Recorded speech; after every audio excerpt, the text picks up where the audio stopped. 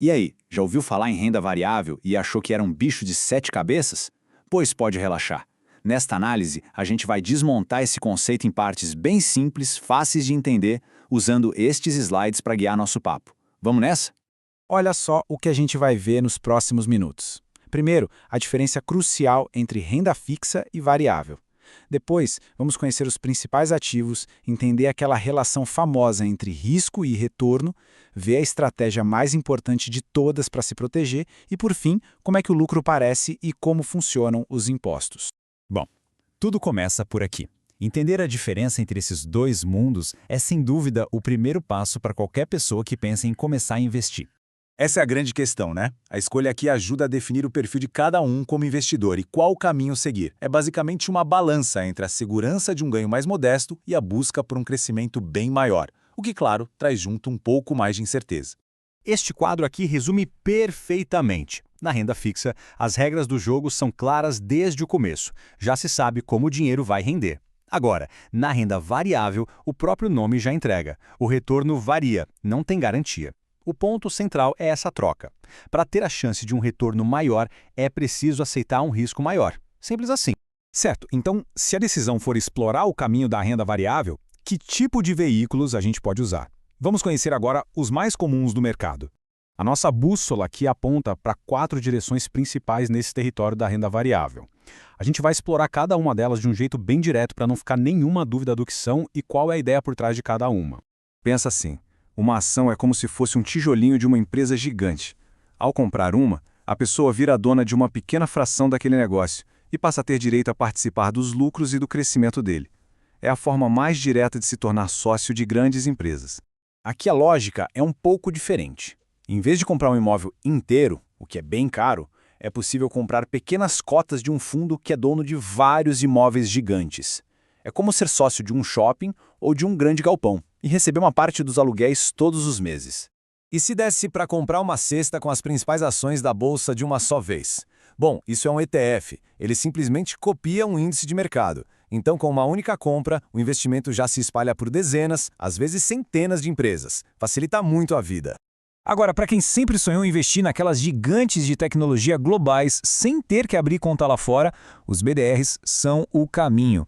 São certificados negociados aqui no Brasil, na nossa bolsa, mas que representam ações e empresas estrangeiras.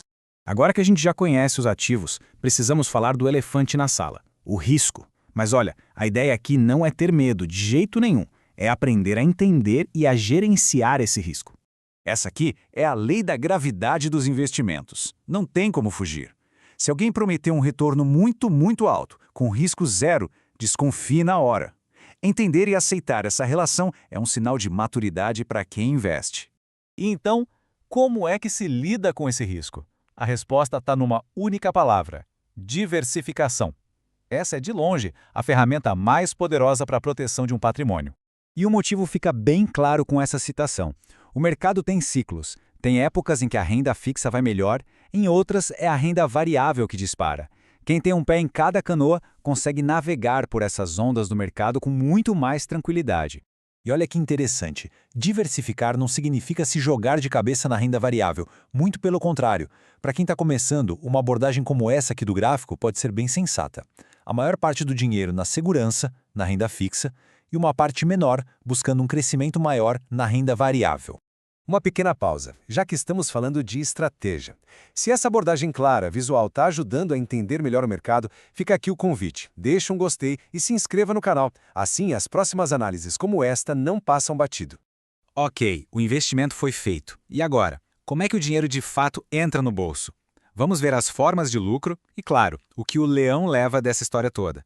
Basicamente, existem 2 caminhos para o lucro. O primeiro é o mais óbvio de todos: comprar barato e vender caro. Simples. O segundo é o que a gente chama de renda passiva. As empresas e os fundos distribuem uma parte dos lucros para os sócios e esse dinheiro a gente chama de proventos. Dentro desses proventos, existem 2 tipos principais, e entender a diferença é super importante. Os dividendos vêm do lucro que a empresa já teve depois de pagar todos os impostos. Por isso, para o investidor pessoa física, eles são isentos. Já o JCP, o juros sobre capital próprio, funciona de outra forma. A empresa paga esse juros sobre o capital investido e lança como despesa, pagando menos imposto. Só que, para o investidor, tem o desconto de 15% direto na fonte. E por falar em imposto, esse número aqui é importante. Sobre o lucro que se tem na venda de ações, nas operações mais comuns, aquelas que duram mais de um dia, o chamado swing trade, a alíquota do imposto de renda é de 15%. Agora, se a operação for de day trade, ou seja, comprar e vender o mesmo ativo no mesmo dia, a regra muda. Como é uma operação mais especulativa, o imposto sobre o lucro também sobe, vai para 20%. Então, para a gente amarrar tudo, vamos recapitular. Renda variável é sobre buscar maior potencial aceitando maior risco. Os principais ativos são ações, FIIs, ETFs e BDRs. A melhor defesa contra o risco é diversificar. Os ganhos vêm tanto da valorização quanto dos proventos. E, claro, tem que ficar sempre de olho nos impostos sobre os lucros. E chegamos ao fim. Queria agradecer de verdade a quem dedicou um tempo para acompanhar e entender um pouco mais sobre esse universo fascinante dos investimentos.